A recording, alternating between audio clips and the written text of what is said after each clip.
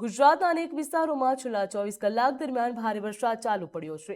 તો અમરેલી જિલ્લાના રાજુલા તાલુકામાં રાજ્યમાં સૌથી વધુ 10 ઇંચ વરસાદ નોંધાયો. સૌરાષ્ટ્ર અને દક્ષિણ ગુજરાતમાં ભારે વરસાદ વચ્ચે અધિકારીઓએ જોખમગ્રસ્ત વિસ્તારોમાં 777 લોકોને સુરક્ષિત સ્થળે ખસેડ્યા હતા અને પૂરના પાણીમાં ફસાયેલા 60 લોકોને બચાવવામાં આવ્યા હતા. જોઈએ આ વિગત આ અહેવાલમાં.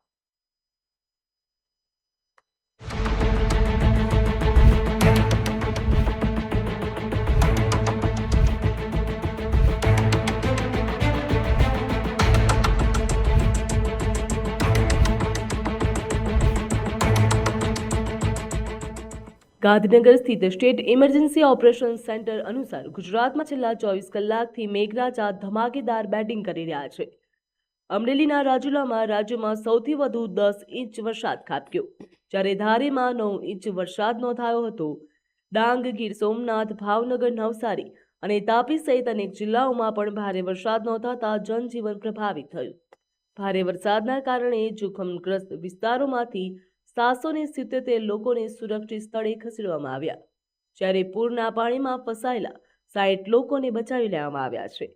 રાજ્યમાં એનડીઆરએફ અને એસડીઆરએફની કુલ 35 ટીમો તૈનાત છે અને વધારાની 12 ટીમોને સ્ટેન્ડ બાય રાખવામાં આવી. દક્ષિણ ગુજરાતમાં 20%થી વધુ, પૂર્વ મધ્ય ગુજરાતમાં 12%થી વધુ અને ઉત્તર ગુજરાતમાં 10%થી વધુ વરસાદ નોંધાયો છે. તો કચ્છમાં સિઝનનો અત્યાર સુધીનો સૌથી ઓછો 0.42% વરસાદ ખાબક્યો.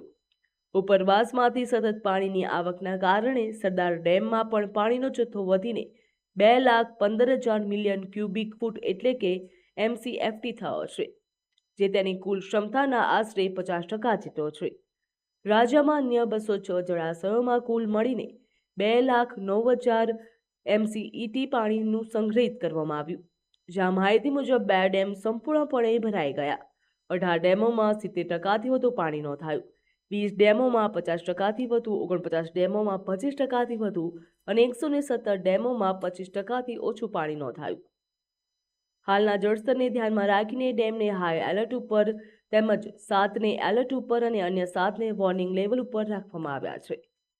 હવામાન વિભાગની આગાહીને ધ્યાનમાં રાખીને રાજ્ય સરકારે માછીમારોને 9 જુલાઈ સુધી દરિયો ન ખેડવાની સલાહ આપી. ભારે વરસાદ અને પવનના કારણે 2,804 ગામોમાં વીજ પુરવઠો ખોરવાયો હતો, જેમાંથી 2,738 ગામોમાં વીજ પુરવઠો ફરી શરૂ કરવામાં આવ્યો, જ્યારે બાકીના ગામોમાં કામગીરી ચાલુ રહેશે. બ્યુરો રિપોર્ટ, ગ્રોથ નાવ ન્યૂઝ.